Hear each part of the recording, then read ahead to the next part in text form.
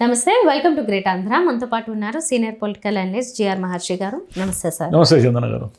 Sir, కూటమి ప్రభుత్వంలో ముఖ్యంగా టీడీపీలో కొందరు ముఖ్యమైన నాయకులు అంటే సీనియర్ నాయకులు ఉన్నారు. వాళ్ళ నుంచి వస్తున్న సందేశాలు ఏంటి అంటే చంద్రబాబు నాయుడు గారికే సలహాలు అనుకోవచ్చు, లేకపోతే బయటికి వాళ్ళ స్వరం వినిపించవచ్చు అనుకోవచ్చు. ఏంటంటే యనమల రామకృష్ణుడు గారు కావచ్చు, అయ్యన్న పాత్రులు గారు కావచ్చు, మన జుట్టు మనమే ప్రతిపక్షానికి అందిస్తున్నాం, మనం చేసే కొన్ని తప్పులతో వాటిని సరిదిద్దుకోవాల్సిన అవసరం ఉంది, మన ప్రభుత్వమే ఉంటుంది ఎల్లకాలం అని లేదు, మనం ఉన్నంత టైంలో మనం ఏం చేయాలో చెయ్యాలి అన్నట్లు వాళ్ళ నుంచి వచ్చిన మాటలు. వాళ్ళు కొన్నిసార్లు ఏది మాట్లాడినా కూడా అంటే అది వ్యతిరేకంగా మాట్లాడినా అనుకూలంగా మాట్లాడినా ఉన్నది ఉన్నట్లు మాట్లాడే తత్వం ఉన్న మనుషులుగా గుర్తింపు పొందారు. కాబట్టి ఈ విషయాలను మనం ఎలా చూడాలి? ఎప్పుడు కూడా హితవు చెప్తే ఎవరు వినరు. ఒక మంచి విషయం ఎవరైనా చెప్తే అందులో సొంత పార్టీలో చెప్తే ఏమంటారంటే వీళ్ళకి ఏవో అసహనాలు ఉన్నాయి, అసంతృప్తులు ఉన్నాయి, వీళ్ళు ఇట్లనే మాడతారు అంటారు. అందుకని చెప్పడానికి భయపడతారు. ఇప్పుడు ఎవరైతే ముఖ్యమంత్రి జగన్ గారికి పోయినసారి ఎవరు ఏమీ చెప్పడానికి ముందుకు రాలేదు. మన రాజమోహన్ రెడ్డి గారు ఏమన్నారు, ఆయన సరైన మాటలు వినాలయ్యా ఈసారన్నా మళ్ళీ అధికారంలోకి వస్తారు అన్నారు. చంద్రబాబు నాయుడు గారు ఇప్పుడు ఏమంటున్నారు, మనం 2 టర్ములు ఉంటాం, 3 టర్ములు ఉంటాం, పర్మనెంట్గా ఇంకా తెలుగుదేశం ప్రభుత్వం ఏముంటుంది, మీరేమి దిగులు పడొద్దండి అన్నట్టుగా మాడుతున్నాడు. మరి పర్మనెంట్గా మీరు 3 టర్ములు 4 టర్ములు ఉంటుంది అని అంటున్నారు కదా, మీరు ఎప్పుడు రెండోసారి గెలిచారు చెప్పండి? ప్రతిసారి విజనరీ అని మీకు పేరు ఉంటుంది, మీడియా అంతా మిమ్మల్ని బ్రహ్మాండం అంటుంది, మీరు కోట్ల పెట్టుబడులు తెస్తామంటారు, తెచ్చామంటారు, ఆర్థిక పరిస్థితిని అంతా బాగు చేశాను, నేను డాక్టర్నే అంటారు, ఇవన్నీ అంటారు. కానీ మళ్ళీ రెండోసారి వచ్చేసరికి మీ గెలుపు మీకే అనుమానమైన పరిస్థితి వస్తుంది. ఇప్పుడు యనమల రామకృష్ణుడు గారు ఏమన్నారు, అయ్యా ప్రతిపక్షాన్ని తక్కువ అంచనా వేయకండి అని అన్నారు. ప్రతిపక్షం అనేది ఎప్పుడూ కూడా ఒక కంట కనిపెడుతూ ఉండాలి. అది మొన్న మెడికల్ కాలేజీల పైన జరిగింది. మెడికల్ కాలేజీల పైన జరిగినప్పుడు జనం జనరల్గా రెస్పాండ్ అవుతారు. అది వైసీపీ ప్రోగ్రాం అయినప్పటికీ పబ్లిక్లో దాని మీద సింపతి ఉంది. అందరూ బాహాటంగా బయటపడకపోవచ్చు, కానీ పబ్లిక్ ఏమంటుంది, ఏమయ్యా మెడికల్ కాలేజీలు అంతా కలిస్తే 5,000 కోట్లు కాదు, మీరేమో ఎక్కడ చూసినా రోజు ప్రతి మంగళవారం 5,000 కోట్లు అప్పులు చేస్తారు, ఒక్క మంగళవారం 5,000 కోట్లు అప్పు లేదనుకుంటే 5 సంవత్సరాల మెడికల్ కాలేజీలు పూర్తవుతాయి కదా అనేది జనంలో ఉన్న అభిప్రాయం. అది ఇప్పుడు యనమల రామకృష్ణుడైనా ఇంకోరైనా జనంలో తిరుగుతున్నప్పుడు పల్స్ తెలుస్తుంది వాళ్ళకి. వాళ్ళు దాన్ని బయటపడకుండా కొంత గుంభనంగా ఉంటారు. ఎందుకంటే ఎందుకు వచ్చింది మనది, మనమేమో అధికార పక్షంలో ఉన్నాము, చంద్రబాబు నాయుడు గారు మన గురించి ఏమనుకుంటారో ఏమో అనే భయాలు ఉంటాయి. యనమల గారికి ఏమిటంటే ఆయన చాలా సీనియర్, చంద్రబాబు గారికి సమాన స్థాయిలో ఉన్నట్టు అనుభవం ఉన్న నాయకుడు కాబట్టి ఆయన ఓపెన్ అయ్యాడు. దాని మీద మళ్ళీ ఏదో ట్రోలింగ్ జరుగుతుంది, అది యనమలే అంటున్నాడంటే పరిస్థితి బాగాలేదని కొందరు, అది కాదు. కానీ అర్థం చేసుకోవాలి, ప్రతిపక్షము ఎప్పుడు బలంగా మారుతుంది అంటే అధికార పక్షము తప్పులు చేసే కొద్దీ ప్రతిపక్షం బలం గ్రాఫ్ పెరుగుతూ ఉంటుంది. ప్రతిపక్షానికి స్వయంగా ఏదో శక్తి ఉండదు. అంటే శక్తి ఉండదు మీన్స్ శక్తి పుంజుకునే అవకాశం కంటే వీళ్ళ తప్పులే వాళ్ళ బలంగా మారుతాయి. అది చరిత్ర కదా. ఎప్పుడు మన ఇందిరాగాంధీ గారి కాలం నుంచి చూస్తున్న చరిత్రే కదా, ఎక్కడ చూసినా అదే చరిత్ర కదా.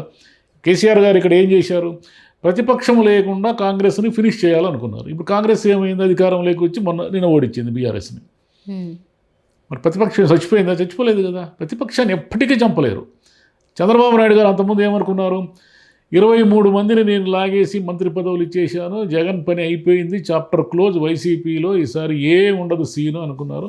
ఆయన సీను 23 సీట్లకు పడిపోయింది. జగన్ గారు ఏమన్నారు, వై నాట్ 175, కుప్పంలో కూడా ఈసారి బాబు గారిని మేము ఓడిస్తున్నాము అన్నారు. ఏమైంది, చావు తప్పి కన్నులొట్టబోయినట్లు 11 సీట్లతో గెలిచారు. వైసీపీ వచ్చినప్పుడు కూడా అలాగే అన్నారు. అంటే మొదటిసారి విన్ అయినప్పుడు ఇంకేం లేదు, 15 ఏళ్ళు 20 ఏళ్ళు ఇంక ఇదే ప్రభుత్వం అన్నారు. ఇప్పుడు వీళ్ళు అదే అనుకుంటున్నారు. పిచ్చోళ్ళ మిమ్మల్ని 10 ఏళ్ళు 20 ఏళ్ళు మీరు మంచి పనులు చేస్తే 10 ఏళ్ళు 20 ఏళ్ళు ప్రజలే నిర్ణయిస్తారు, మీరు కాదు నిర్ణయించాల్సింది. ముఖ్యమంత్రులు అధికారంలో ఉన్న వాళ్ళు మేము 10 ఏళ్ళు ఉంటాం, నితీష్ కుమార్ ఇన్నేళ్లుగా ఉన్నాడు, సరే ఆయన ఒకసారి బీజేపీతో కలుస్తాడు, ఒకసారి లాలూతో కలుస్తాడు, సరే ఆ రాజకీయం పక్కన పెడితే ఆయన ఫేడౌట్ కాలేదు కదా, ఉన్నాడు కదా, ముఖ్యమంత్రిగా ఉన్నాడు కదా, ఇన్నిసార్లు ఉన్నాడు కదా. మరి చంద్రబాబు నాయుడు గారు ఏంటి ప్రాబ్లం, ఆయన ప్రాబ్లం చెప్పండి.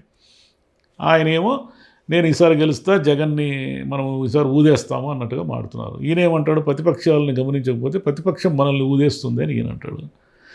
ఆయన అయ్యన్న పాత్రుడు గారు అన్నది కూడా అదే, మీరు ఏదో రెవెన్యూ ఇవన్నీ లేఅవుట్లు అనగానే సత్యప్రసాద్ గారికి ఏదో కొంచెం మందలించారు. ఆయన ఏమన్నారంటే, మీరు అనధికారికంగా ప్లాట్లు వేస్తుంటే ఏం చేస్తున్నారా, ఊరికి ఉపన్యాసాలు ఇస్తే సరిపోతుందా, ఉపన్యాసాల వల్ల ఏమైనా నడుస్తుందా అని అన్నారు ఆయన. ఇంకో మాట కూడా అన్నారు ఆయన, దాని మీద కూడా ఏదో కొంచెం కాంట్రవర్సీ అవుతుందేమో మనకు తెలియదు. ఆయన ఏమన్నారంటే పర్యాటకాన్ని అభివృద్ధి చెందాలంటే గోవా తరహాలో మనం కూడా అనుమతులు ఇవ్వాలి అని అన్నారు ఆయన. దానికి అది కొంతమందికి నచ్చొచ్చు, నచ్చకపోవచ్చు. కానీ వాస్తవం ఏమిటి? మద్యం అనేది లేకుండా ఏమన్నా చేసుకున్నామా మనం? మద్యానికి సామాజిక ఆమోదం వచ్చేసింది. ఈరోజు ఫంక్షన్స్లో కానీ, పెళ్ళిళ్ళలో కానీ, పార్టీల్లో కానీ ఎక్కడ చూసినా మద్యము లభిస్తూ ఉంది. పర్యాటకం అభివృద్ధి చెందాలంటే ఇప్పుడు ఉన్న మోడర్న్ జనరేషన్కి అనుగుణంగా మద్యానికి కూడా అనుమతులు ఇవ్వాల్సిందే. ఇస్తే గోవా తరహాలో కాకపోయినా ఎంతో కొంత వైజాగ్ పర్యాటకం అంతా సీషోర్స్ అన్నీ కూడా డెవలప్ అవుతాయి. కానీ మనమేమంటాము, మద్యం ఇస్తే నేరాలు పెరుగుతాయి, ఈ అట్రాసిటీస్ పెరుగుతాయి, ఇవన్నీ మాట్లాడుతుంటాం. గోవాలో ఏం పెరగలేదు కదా. గోవాలో అంత అట్రాసిటీస్ ప్రతిరోజు వాడు తాగి కొట్టుకుంటున్నారు, ఏం కొట్టుకోలేదు కదా. పోనీ బీజేపీ ప్రభుత్వం సాంప్రదాయ ప్రభుత్వం కదా, గోవాలో బీజేపీ కదా ఉంది. ఇది మద్యాన్ని బ్యాన్ చేయమని చూద్దాం. ఒక్క రోజులో ఆ ప్రభుత్వాన్ని దించేస్తారు. ఎందుకంటే వాళ్ళ పర్యాటకమే వాళ్ళ ఆదాయం. మనకు కూడా వందల కిలోమీటర్ల తీర ప్రాంతం ఉన్నప్పుడు మనం కూడా పర్యాటకాన్ని కొంత మోడర్న్ చేయాలి. అయ్యన్న పాత్రుడు అన్న దాంట్లో ఏమీ తప్పు లేదు. సొసైటీ ఆమోదిస్తున్నప్పుడు మీరు తీసుకోవాల్సిన చర్యలు తీసుకొని చేయాలి ఏదైనా కాదు. ఇప్పుడేం మనదేమన్నా మద్య నిషేధం ఉన్న రాష్ట్రం ఏం కాదు కదా. అట్లని చెప్పి మద్యానికి సపోర్ట్ చేయమని కాదు నేను చెప్పేది. మద్యాన్ని ప్రోత్సహించండి, మద్యాన్ని అమ్మకాలు పెంచండి, ఇది కాదు. కానీ పర్యాటకము ఈరోజు ఆ రకంగా ముడిపడి ఉంది. ముడిపడి ఉన్నప్పుడు దాన్ని కొంత మోడర్నైజ్ చేయాల్సిన ఒక అవసరం ఉంది. సాంప్రదాయబద్ధంగా ఇంకా ఆలోచించే ధోరణిలో నుంచి మనం కొంచెం బయటికి రావాలి. అదే చెప్పింది అయ్యన్న పాత్రుడు గారు. సార్, ఎన్నికల టైంలో, హామీల టైంలో కూడా, ప్రచారాల టైంలో చెప్పిందే మేము బ్రాండ్ల మందులు తీసుకొస్తాము, తక్కువ ధరకి ఇస్తామని స్వయంగా పార్టీ అధినేతలు చెప్పినప్పుడు ఈయన ఈ మాట అనడంలో పెద్ద దాన్ని పట్టుకుని లాగాల్సిన అవసరం ఏం లేదు. మనం చంద్రబాబు నాయుడు గారే కదా మద్య నిషేధం తీసేసింది. ఎన్టీఆర్ గారు మద్య నిషేధం దశల వారీగా ఆయనే కదా ఎత్తేసింది. ఇంక మద్యం గురించి ఎందుకు మాట్లాడేది? మద్యం ఎన్నికలు వస్తే మద్యం పంచుతున్నారా లేదా? ప్రతి దానికి మద్యం ఇస్తున్నారా లేదా? మరి మద్యం ఇస్తున్నప్పుడు ఇంకా ఈ తీర ప్రాంత పర్యాటకాన్ని డెవలప్ చేయడానికి అనుమతులు ఇస్తే ఏముంది? ఇంతకుముందు కూడా ఒకసారి గోల చేశారు. అవన్నీ ఊరికే అంటే ప్రతిదానికి యాంటీ చేస్తారు. మళ్ళీ గోవాలో బీజేపీ ప్రభుత్వమే అన్నీ ప్రోత్సహిస్తూ మళ్ళీ ఇక్కడ చేయమని మళ్ళీ బీజేపీ వాళ్ళు వ్యతిరేకిస్తారు దాన్ని. వాళ్ళు ఒక్కొక్కరు ఒక స్టాండ్ తీసుకుంటారు. మీకు అనుకూలంగా ఉన్న చోట ఒక స్టాండ్ తీసుకుంటారు, మీకు లేని చోట ఇంకో స్టాండ్ తీసుకుంటారు. భారతదేశంలో అంతా ఉన్న మనుషులందరూ ఒకటే కదా. ఇక్కడ ఎక్కడైనా మనుషులు ఒకటే. సరే, మన కంట్రీలో అందరూ ఒకటే కదా. మళ్ళీ ఈ రాష్ట్రం ఒకటి, ఆ రాష్ట్రంలో అయితే అలా కాదు అనడానికి లేదు కదా.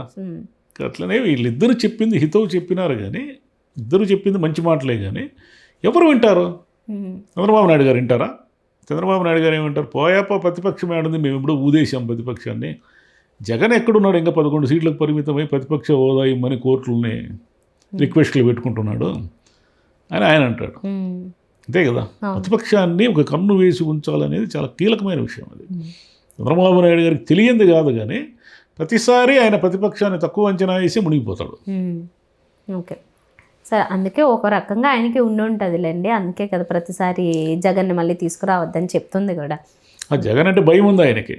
భయం లేకుండా ఒకవైపు జగన్ అంటే భయం ఉంది, ఒకవైపు నేను 3 టర్ములు ఉంటానని ఆయన అంటున్నాడు. తెలుగుదేశం ప్రభుత్వం 3 టర్ములు ఉంటుందని అంటున్నాడు. ఓకే, 2 కాంట్రవర్షియల్గా మాడుతుంటాడు ఆయన. Okay sir, thank you.